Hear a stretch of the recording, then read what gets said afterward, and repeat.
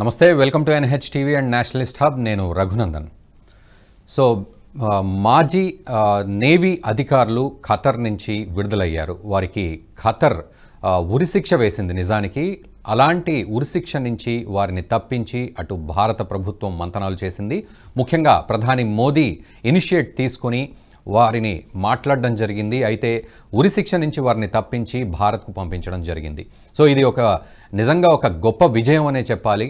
ముఖ్యంగా ప్రధాని మోదీకి అటు ఖతర్తో ఉన్న సంబంధాలను, మన ప్రభుత్వానికి అటు ఖతర్తో ఉన్న సంబంధాలను ఇది ప్రతిబింబింపజేస్తోంది. అయితే ఆ మాజీ నేవీ అధికారులకు ఉరిశిక్ష పడినప్పుడు మాత్రం తీవ్ర విమర్శలు వచ్చాయి. ముఖ్యంగా మన భారతదేశం నుంచే మా కాంగ్రెస్ నేతలు, మరోవైపు కొంతమంది రిపోర్టర్లు కూడా, మీడియా ప్రతినిధులు కూడా తీవ్ర విమర్శలు చేశారు. 56 ఇంచుల ఛాతీ ఫెయిల్ అయిందని ఒకళ్ళు, తర్వాత ఖతర్ ప్రధాని మోదీకి రెండవ ఇల్లు అని సంబోధిస్తారు కదా, మరి ఏమైంది ఇప్పుడు అని ఒకరు, మరోవైపు ఇటు మోదీ హేతో ముమ్కిన్ హే అన్నారు. మరి వీరికి ఉరిశిక్ష ఏ విధంగా పడింది అంటూ విపరీతమైన విమర్శలు చేశారు. ఎలా పడితే అలా మాట్లాడి విమర్శలు చేసిన సందర్భం మనం చూసాం. అయితే ఇదంతా గత సంవత్సరం. బట్ ఇప్పుడు ఇటు ఖతర్ ఆ మాజీ నేవీ అధికారులను విడుదల చేసిన తర్వాత అందరి నోళ్లు మూయబడ్డాయి. మరి నిజంగా ఇప్పుడు ఏం మాట్లాడతారు? ఇప్పటి వరకు విమర్శలు చేసిన ఆ నేతలు కావచ్చు, మీడియా ప్రతినిధులు కానీ ఇప్పుడు మాత్రం ఏం మాట్లాడతారు? ఎలా తలెత్తుకొని మాట్లాడే పరిస్థితి వాళ్లకు ఉంది? అండ్ మోదీ ఈ విజయాన్ని ఏ విధంగా వర్ణించాలి మనం? నిజంగా ఒక ఉరిశిక్ష పడ్డ 8 మంది నేవీ అధికారులను విడుదల చేయడం అనేది మామూలు విషయం కాదు. అది 100% అది ఒక నిజంగానే ఖతర్నాక్ విజయం అనే చెప్పాలి. మరి నిజంగా ఈ ఖతర్నాక్ విజయం వెనక ఎవరి కృషి ఉంది? మరోవైపు ప్రధాని మోదీ కూడా ఫిబ్రవరి 14వ తేదీన ఖతర్కు వెళ్తున్నట్లుగా తెలుస్తోంది. అండ్ ఖతర్లో పెట్టుబడులు పెట్టడం, వీటన్నింటి గురించి కూడా మాట్లాడడం జరగబోతోంది అని కూడా తెలుస్తోంది. సో ఏదేమైనప్పటికీ మొత్తానికి నిజంగానే ఈ ఖతర్నాక్ విజయం గురించి మనం మాట్లాడదాం. దాని వెనక ఎటువంటి ప్రయత్నము, కృషి, దానికి సంబంధించిన ఫలితాలు, భవిష్యత్తు ఉన్నాయి, ఇవన్నీ కూడా మనం మాట్లాడదాం. మనతో పాటు ప్యానెల్లో ఉన్నారు కల్నల్ పరం గారు, మాజీ సైన్యాధికారి. పరం గారు నమస్తే అండి, welcome to Nationalist hub. And Murali Manohar గారు, రాజకీయ సామాజిక విశ్లేషకులు, వారు కూడా జూమ్లో అందుబాటులో ఉన్నారు. మురళీ మనోహర్ గారు నమస్తే అండి, వెల్కమ్ టు నేషనలిస్ట్ హబ్. పరం గారు, ముందుగా మీ దగ్గర నుంచి నేను స్టార్ట్ చేస్తాను. సో ఇప్పటి వరకు కూడా అంటే వారికి ఆ సైనిక అధికారులకు, నేవీ అధికారులకు ఉరిశిక్ష పడ్డప్పుడు విపరీతమైన విమర్శలు వచ్చాయి. మన దేశంలోనే ముఖ్యంగా కాంగ్రెస్ నేతలు కానీ, మిగతా వాళ్ళు కానీ, మీడియా ప్రతినిధులు విపరీతమైన విమర్శలు చేశారు. సో ఒక్కసారి నిజంగా ఈ విజయాన్ని ఎలా మనం వర్ణించుకోవాలనేది ముందుగా మనం మాట్లాడుకుందాం. సో ఈ విక్టరీని ఏ విధంగా మనం అనలైజ్ చేసుకోవాలి అని? ఓకే, ఫస్ట్ ఆఫ్ ఆల్ అండి, ప్యూర్ అండ్ సింపుల్ గా చెప్పాలంటే దీనిలో ఇక మనం డిబేట్ చేసేది ఏమి లేదు. It's a huge victory. ఎప్పుడు ఇండియన్ హిస్టరీలో ఎప్పుడు జరగలేదు ఇట్లా. అంటే మన ఫారెన్ పాలసీ ఎలా ఉండదంటే, ఇండియన్స్ వన్స్ ఇండియా దాటి వెళ్ళిన తర్వాత, ఇండియా తీరాలు దాటి వెళ్ళిన తర్వాత వాళ్ళకి వాళ్ళే అనేది. Even the diplomacy channels including embassies కూడా పెద్దంత గొప్పగా హెల్ప్ చేసేవి కాదు. అయితే ఈ పాలసీ చేంజ్ వచ్చింది. యాక్చువల్లీ మనం చెప్పుకోవాలంటే సుష్మా స్వరాజ్ గారి టైం నుంచి వచ్చింది. షీ వాజ్ ద వన్ చాలా యాక్టివ్ గా రీచ్ అవుట్ అయ్యేవారు. ఎవరైనా సిటిజన్స్ రీచ్ అవుట్ అయితే ఎంబసీకి చాలా యాక్టివ్ గా స్టాఫ్ ని డ్రైవ్ చేసి వాళ్ళ ఇష్యూస్ సాల్వ్ చేయించేవారు. సో ఇండియా కనెక్ట్ అనేది ఆ సుష్మా స్వరాజ్ గారి దగ్గర స్టార్ట్ అయింది. One of the best external affairs minister చెప్పుకోవచ్చు. As far as this release of 8 soldiers is concerned, unprecedented అండి. ఎప్పుడు జరగని విజయం, డిప్లొమాటిక్ విజయం ఇది.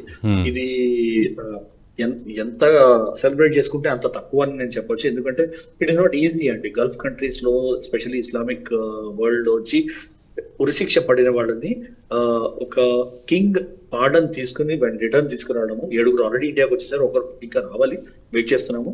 సో 7 ఆల్రెడీ ఇండియాకి తిరిగి వచ్చేయడం అనేది అన్ప్రెసిడెంటెడ్ విక్టరీ అండి. And that is purely credit to our foreign policy and our foreign affairs minister. And obviously ఏది టీంలో ఏది విక్టరీ వచ్చినా కూడా అది మోదీ గారికి కూడా వెళ్తుంది, అది వేరే విషయం.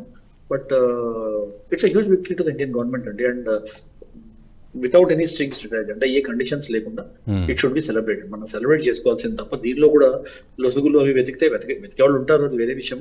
కానీ దీనిలో కూడా లొసుగులు వెతికితే దాన్ని మన దేశభక్తి మీద మనకే డౌట్, అనుమానం వస్తుందండి. So we should all celebrated and congratulate hour cells and we should be happy that మన గవర్నమెంట్ అంత పెద్ద ఇనిషియేటివ్ తీసుకుని సైలెంట్ గా ఎక్కడ అడ్వర్టైజ్మెంట్ లేకుండా, ఎక్కడ ఎటువంటి నాయిస్ లేకుండా, ఎంత విమర్శలు వచ్చినా కూడా, ఎంత క్రిటిసిజం వచ్చినా కూడా సైలెంట్ గా బ్యాక్ డోర్స్ లో పనిచేసి ఇష్యూని రిజాల్వ్ చేసి మన సిటిజన్స్ మన ఇండియా మన కంట్రీకి సేఫ్ గా తీసుకొస్తున్నారండి. So it's great victory, fantastic. Exactly Param గారు మీరు అన్నట్టు బ్యాక్ డోర్లో కృషి చేసి అని అన్నారు. బట్ ఫ్రంట్ డోర్ విషయానికి వస్తే విమర్శలు విపరీతంగా చేశారు. అటు కాంగ్రెస్ పార్టీ నేతలు జయరాం రమేష్ లాంటి వాళ్ళు కావచ్చు, లేకపోతే కొంతమంది మీడియా ప్రతినిధులు కావచ్చు.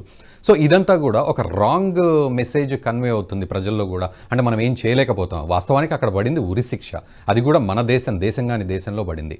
అటువంటి సందర్భాన్ని వాళ్ళు తీసుకొని ఇక్కడ ప్రధానిని కించపరచడం అనే ప్రక్రియ నిజంగా ఎలా చూడాలి దీన్ని? అది ఇంకా పొలిటికల్ సర్వైవల్ అండి, అంతే. ప్రధాని చేసే ప్రతి పని బాగా చేస్తున్నారు అని ప్రతిపక్షం ఒకవేళ అగ్రీ చేసేసిందంటే ఇంకా ప్రతిపక్షం ఉనికి ఏముంటుందండి? అసలే ఎలక్షన్స్ లో వాడికి సీటు దొరకట్లేదు, ఎలక్షన్లు ఓడుతున్నారు. సో దాని ఆన్ టాప్ ఆఫ్ దాట్ ఒకవేళ వాళ్ళు ఇది దీనిలో మన గవర్నమెంట్ తప్పేం లేదు, మేము హెల్ప్ చేస్తాం గవర్నమెంట్ అని వాళ్ళు ముందరకు వచ్చారనుకోండి, వాళ్ళ క్రెడిట్ ఏముంటుందండి? అంతా అయ్యాక గవర్నమెంట్ క్రెడిట్కి వెళ్తుందని వాళ్ళ బాధ. సో ఆపోజిషన్ ఒక టిపికల్ ఫేజ్ నుంచి వెళ్తుందండి ఇండియాలో, కంప్లీట్ ఆపోజిషన్. వాళ్ళ ఐడెంటిటీ క్రైసిస్ వాళ్ళు సార్ట్అవుట్ చేసుకోవడానికి చూస్తున్నారు. ఐడెంటిటీ క్రైసిస్ లో ఏంటంటే వాళ్ళకి వచ్చింది ఒకటే కామన్ ఎజెండా, ఏముంది అంటే మేమందరం యాంటీ మోడీ, మేమందరం కలపకపోతే మోడీ మళ్ళీ ఎలక్షన్ గెలుస్తాడు. అదొకటి. ఒక విధంగా మీరు చూసారంటే మీరు ఒకసారి సెపరేట్ గా పొలిటికల్ ఇది అనాలిసిస్ చేశారంటే బీజేపీని చూడండి. నేను ఏ పార్టీకి వ్యతిరేకంగానూ ఫోర్గాను మాట్లాడలేదు, but as a citizen, as an educated citizen మాట్లాడుతున్నానండి. సో మీరు చూసారంటే బీజేపీ ఏముంటుంది, సబ్కా సాత్ సబ్కా వికాస్ అంటుంది, ఎజెండాలో మేము రామ మందిర్ అన్నాము, రామ మందిర్ తెప్పించామంటుంది, మేము సిఏఏ తీసుకొస్తామంటున్నారు, ఎన్ఆర్సీ అంటున్నారు, దాని తర్వాత ఇంకోటి అంటున్నారు, ఎకానమీ అంటున్నారు, జీడిపి అంటున్నారు. వాళ్ళకి మల్టీ ప్రాంగ్ ఎజెండా ఉందండి. ఈ ఎజెండా కోసం మేము గవర్నమెంట్ లోకి వస్తామని అంటున్నారు. One nation one ration card అంటారు, వన్ నేషన్ వన్ ఎలక్షన్ అంటారు. ఇవన్నీ వాళ్ళ ఎజెండాలో ఉన్నాయి, వాళ్ళు పబ్లిష్ చేసినట్టు. మేము వస్తే ఇది మా ఎజెండా అంటున్నారు, మేము రావడానికి ఇది పర్పస్ అంటున్నారు. కానీ ఆపోజిషన్ ని తీసుకుంటాం, ఆపోజిషన్ కి ఏంటి ఒకటే ఒక పర్పస్, మనం అందరం కలిపితే మోడీకి గెలుస్తాడు. So anti Modi is their reason for existence అండి. వాళ్ళ ఎగ్జిస్టెన్స్ యాంటీ మోడీ అయితే వాళ్ళ నేషనల్ ఎజెండాలో ఏముంది? వాళ్ళు ఏమైనా ఎజెండా పబ్లిష్ చేశారా? ఇప్పటిదాకా అపోజిషన్ వాళ్ళు ఎలక్షన్ ఇంకో 2 నెలలు మన నెత్తి మీద ఉన్నాయి, ఎజెండా పబ్లిష్ చేశారా? మేము ఎలక్షన్లు గెలిచి ABCD ఇవి చేస్తాము, ఇవి జరిగినవి ఇవి చేస్తాము, ఇవి మేము దేశాని కోసం చేస్తాము, ఇది ఎక్స్టర్నల్ అఫైర్స్ చేస్తాము, ఇది ఎకానమీ కోసం చేస్తామని ఏమైనా చెప్పారా? ఏమీ లేదు. వాళ్ళు they don't have an idea. And actual గా నన్ను అడిగితే దే డోంట్ కేర్ అండి. వాళ్ళకి ఫస్ట్ పవర్ కావాలి, వాళ్ళు పవర్ లోకి రావాలి. సో పవర్ లోకి రావడానికి వచ్చే నాటకాలు ఇవన్నీ. ఇష్యూ దొరకంగానే దాన్ని డ్రమ్అప్ చేయడము, దాన్ని క్లియర్ అప్ చేయడము, మీడియాలోకి వెళ్ళడము, మీడియా రిప్రజెంటేషన్ కోసం. మీడియా రిప్రజెంటేషన్ వస్తే కొన్ని ఓట్లు వస్తాయని. కొందరు కొంచెం ఫెన్స్ సీటర్స్ ఉంటారు ఓటర్స్ లో కూడా, అవునా ఇది ఇంత పెద్ద ఇష్యూ అని బోర్డ్ షిఫ్ట్ అయిపోతుంది. అలాంటి వాళ్ళని ఇన్ఫ్లుయెన్స్ చేసుకుని వాళ్ళు ఓట్ వాళ్ళు చేసుకున్నాం చూస్తున్నారు. పాలిటిక్స్ తప్ప నన్ను అడిగితే ఇట్ ఇస్ చీప్ పాలిటిక్స్ అండి. ఇలాంటి ఇష్యూస్ అయినప్పుడు ఇజ్రాయెల్ లాంటి కంట్రీలు చూడాలి, లేకపోతే మీరు ఇలాంటి ఇష్యూస్ అయిన అదర్ కంట్రీస్ అపోజిషన్ ఒక విధంగా ఒక జట్టులో వెళ్ళి ప్రైమ్ మినిస్టర్ మెసేజ్ ఇస్తారు, మనకు డిఫరెన్సెస్ అనే తర్వాత ఈ ఇష్యూలో మేము మీతో ఉన్నాం, ఏం కావాలి చెప్పండి. సో అట్లాంటి అపోజిషన్ మనకు కావాలండి, కన్స్ట్రక్టివ్ అపోజిషన్ కావాలి. Negative and destructive and self oriented opportunism ఇది ఈ అపోజిషన్ చేసేది. So that is cheap politics అండి, and that is why we call them politics అనుకుంటా.